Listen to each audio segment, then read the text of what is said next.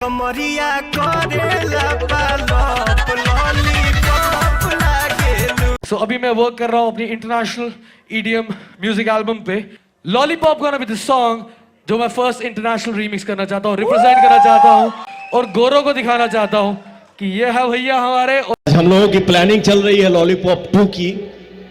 देखते हैं उसको किस लेवल पे हम लोग कैसे गाते हैं और कैसे फिल्माते हैं। भोजपुरिया दर्शकों को बहुत जल्द देखने को मिलेगा पावर स्टार पवन सिंह और यो हनी सिंह का जलवा, वो भी एक साथ। जी आपको बता दो कि लॉलीपॉप 2 गाने की तैयारी हो रही है, जो कि भोजपुरी का सबसे महंगा गाना होने वाला है, जिस गाने में रिपोर्ट के माने तो पावर स्टार पवन सिंह और यो हनी सिंह दिखाई देने वाले हैं। और जैसा कि आप लोग स्टार्टिंग में एक वीडियो देखे यो हनी सिंह का कुछ साल पहले, जो कि हनी सिंह एक स्टेज पर बोले थे मैं इंडिया के किसी सॉन्ग का इंटरनेशनल रीमेक बनाऊंगा, तो वो है लॉलीपॉप लागेलू। जी हाँ, यानी कि बहुत ही जोरों शोरों पर तैयारी चल रही है लॉलीपॉप 2 गाने की।